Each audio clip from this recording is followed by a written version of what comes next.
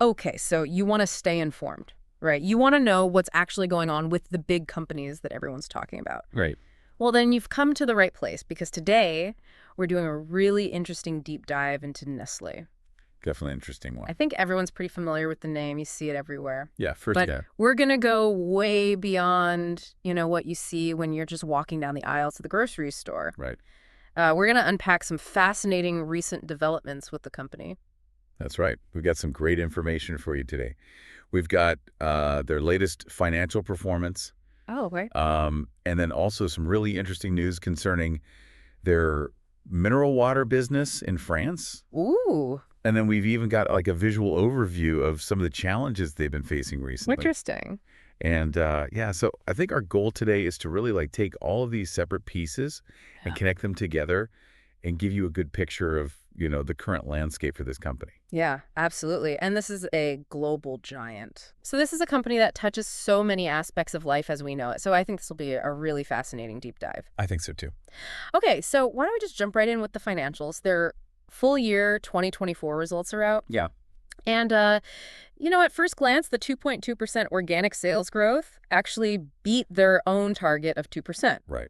So that sounds pretty good, right? Yeah, it does sound pretty good. But then you read a little further, and their CFO, Anna Mans, she talks about, quote, soft consumer demand and fragile sentiment. Yeah, that's interesting. So, what's the real story here? Well, I think what's so fascinating is there's this tension, right? So they're achieving sales growth, but the language that's being used by the CFO suggests that it wasn't driven by a particularly strong market. Right. So soft demand implies that consumers are being cautious, Mm. perhaps they're cutting back, or they're opting for cheaper alternatives. Yeah. And fragile sentiment, that kind of points to broader economic uncertainty impacting how people are spending their money. So yeah, they hit their target, but maybe it wasn't the most favorable environment. Right. And it wasn't all positive on the financial side, was it? Their basic and underlying earnings per share actually went down. Yeah. And they attributed this to their share buyback program and then also the impact of a stronger Swiss franc. Yeah.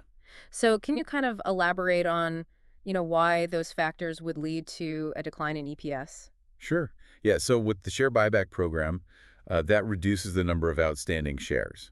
And it can increase EPS, but I guess the cost of buying back the shares All right. in this particular instance outweighed that positive effect in the short term. Got it.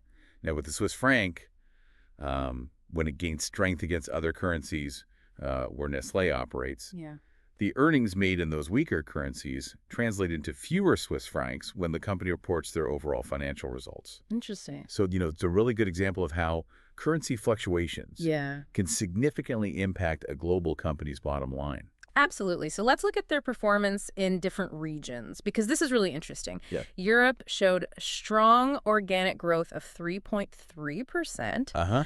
And they specifically mentioned that price increases in coffee and confectionery were a key driver, and that was likely due to inflation. Makes sense. But then North America saw a decline of 0.5%. So that's a pretty stark contrast. Yeah, it is. So the European figures, that suggests, a degree of brand strength and pricing power in those categories, right? Yeah. They seem to have been able to pass on those increased costs to consumers. Right. But the North American decline, that indicates a more challenging environment. Yeah. They specifically referenced issues with coffee creamers and frozen food, and so, maybe they're facing stronger competition, or perhaps there was greater sensitivity to price among consumers in those segments. Yeah. But, the big takeaway here is that Nestlé's brand leverage in Europe allowed them to pass on costs in a way that it seems like they couldn't do in North America. Yeah, absolutely. It's really interesting to see how these different regions play out. Now, Yeah. it wasn't all negative in North America, was it? No? They highlighted double-digit growth in their confectionery business, especially Toll House, Wow. and also strong performance in pet care, particularly their premium brands. Yeah? So, some bright spots in an otherwise challenging region. Precisely. Yeah, so this really underscores the strength and the diversity of Nestlé's portfolio. Right. Even in a weaker market, certain brands and categories can still perform very, very well. Yeah. So the success of Toll House, that suggests continued demand for those products. Yeah. And the strength in premium pet care indicates a very resilient segment, and maybe consumers are less willing to cut back spending for their pets. Right. And we all know how much people love their pets. Absolutely, yeah. Okay, so looking ahead to 2025, Nestle's guidance remains unchanged, and they are anticipating improved organic sales growth. Uh-huh. They also saw an increase in free cash flow, and they proposed a dividend increase. So it sounds like they're trying to project, a sense of stability and future improvement despite these mixed results. Yeah, I think that's a fair interpretation. Maintaining their guidance and proposing a higher dividend, Hmm. those could definitely be seen as efforts to reassure investors. Right. And the increase in free cash flow, that gives them more flexibility. Yeah. But, their expectation of improved rather than, a significant jump in organic sales growth suggests that they're still navigating some uncertainty in the global economy. Right, and they're being cautious about their predictions. Right. One thing that really caught my eye is CEO Laurent Freix's perspective on tariffs. Okay. He basically said that they're not a major concern for Nestlé because about 90% of their products sold in the US and China are manufactured locally. Wow.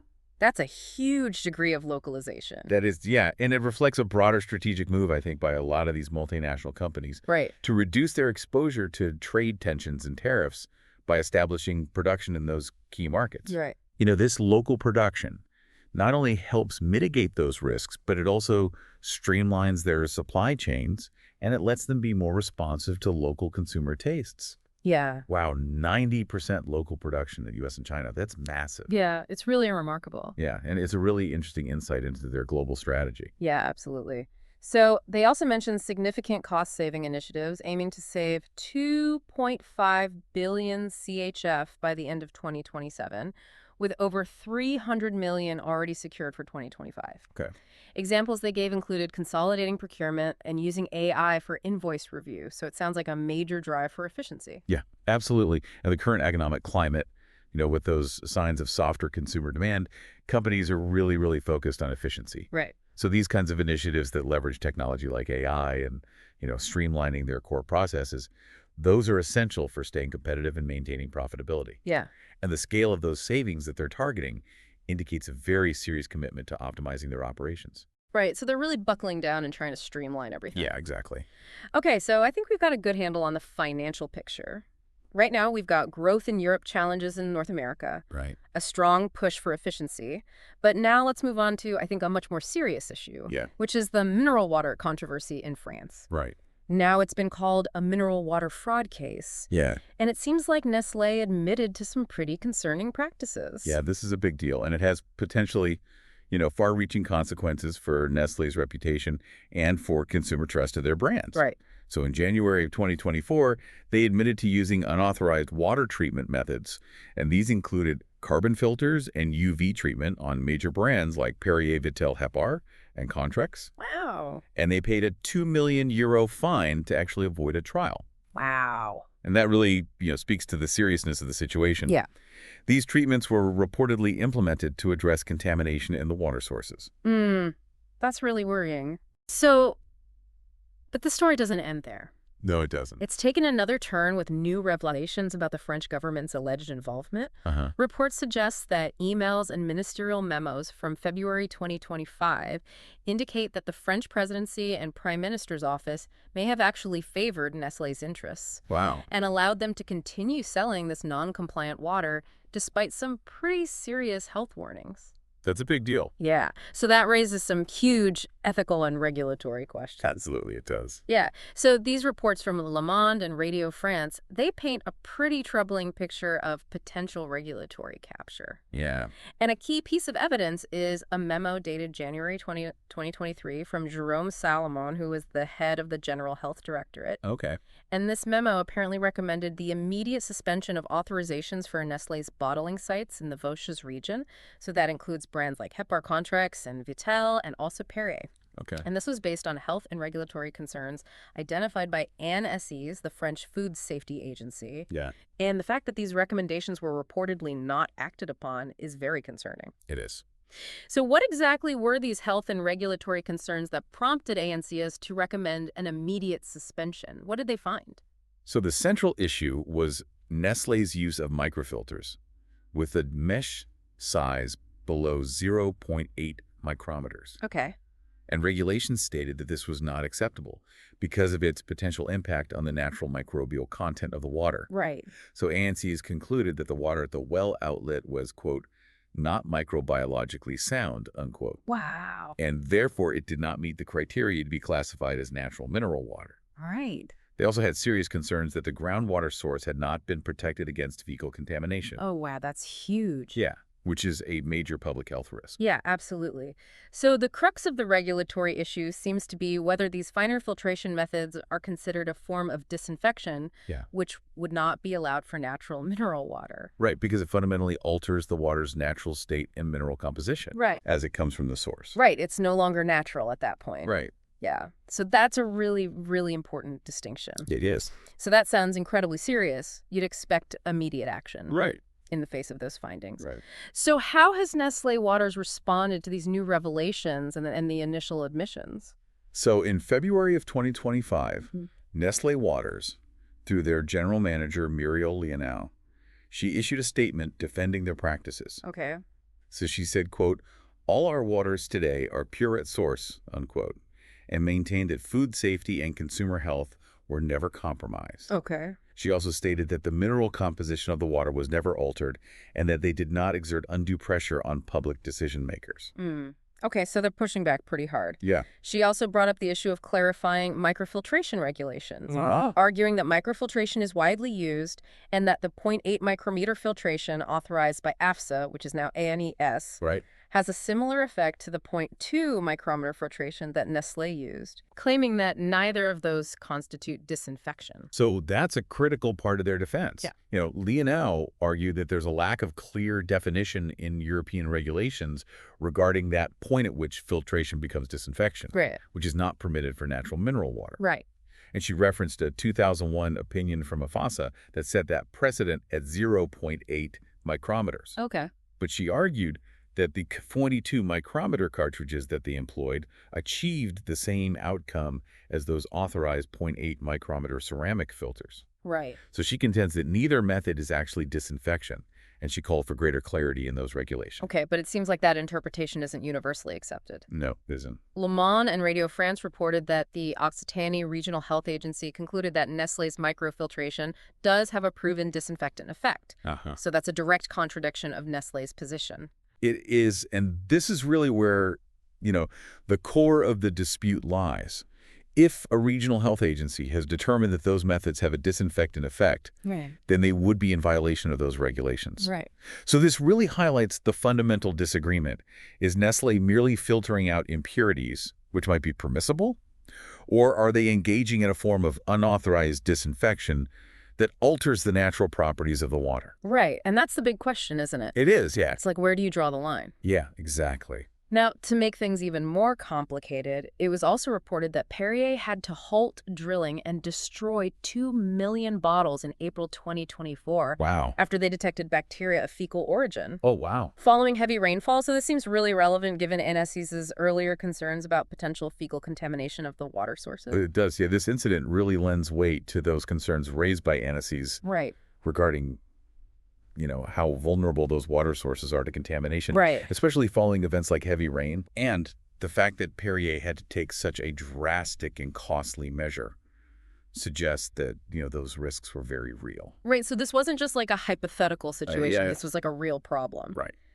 So interestingly, Nestlé Waters has since created a new brand called Maison Perrier for treated water that is sold without the natural mineral water label. Interesting. And they're producing a staggering number of bottles of both Perrier and Maison Perrier annually, between 1.2 and 1.7 billion. Wow. And they're selling them in around 150 countries. That's a lot of bottles. It is, yeah. So this looks like a pretty significant strategic shift for this iconic brand. It does. The creation of Maison Perrier suggests that Nestlé recognizes that maybe some of their water sources just can't consistently meet those standards required for the natural mineral water status. Right. So by introducing this new brand specifically for treated water, they can continue to leverage that, very, very well-known Perrier name, Yeah. while being more transparent with consumers about the treatment processes involved. Right. So it could be a way to manage the reputational fallout from the controversy. Yeah, absolutely. And it sounds like this whole situation is far from being resolved. It does, yeah. There's now a parliamentary commission of inquiry that's investigating the practices of bottled water manufacturers. Right. And the fact that they established a parliamentary commission shows how seriously the French government and the public are taking these allegations. Yeah. The findings of this inquiry could lead to further regulatory changes, potential legal action, and it will undoubtedly keep Nestlé and the entire bottled water industry under close public scrutiny. Absolutely. All right, so we've got one more piece of information here. Okay. And this is really interesting. It's a timeline of Nestlé's recent crises. Okay. And it's pretty striking to see it all laid out like this. Yeah. So starting in March 2022, we have the Buitoni pizza contamination. Mm-hmm. Then in January 2023, accusations around inflation benefiting distributors. Wow.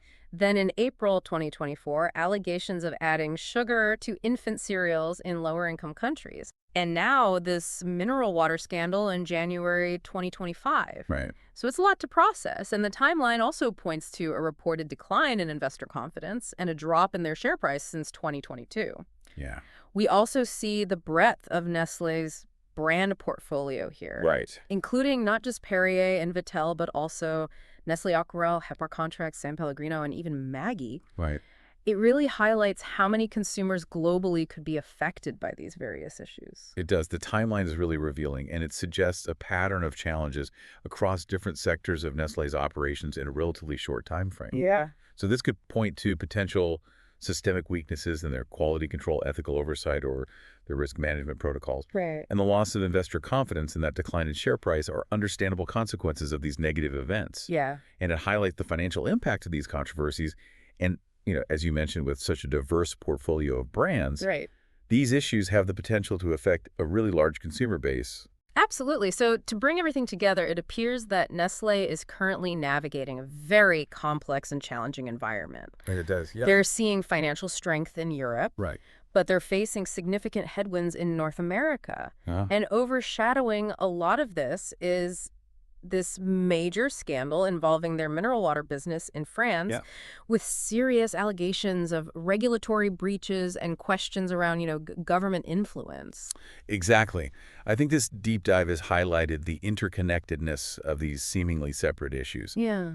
The financial performance offers one snapshot of the company, but then the mineral water controversy raises fundamental questions about their integrity and their commitment to consumer safety. Right. And these issues, in turn, can have really significant implications for consumer trust and ultimately their long-term financial success. Absolutely. So for you, the listener, we hope this deep dive has provided you with a consolidated and insightful understanding of the current situation with this major global corporation. Yeah. And, it's a good reminder that there's often a lot more to the story than just those familiar brands that we see every day. Absolutely. So, this raises a really important question. Oh. Given these various developments, what does this tell us about the challenges and responsibilities that these large multinational corporations face Yeah. as they're trying to balance, financial performance Right. with the need for regulatory compliance and maintaining the trust of consumers, especially in sensitive sectors like food and beverage? Yeah. That's a really important question. Yeah, so we'll leave you with that. Yeah. What other questions does this deep dive spark for you in your own thinking? Right, when you're going about your day-to-day life and you see these brands and you think about the companies behind them. Yeah, absolutely. What other questions come up? Yeah. Okay, well, thanks for joining us for this deep dive into Nestlé. Yeah, thanks for having me. And we will see you next time. Sounds good.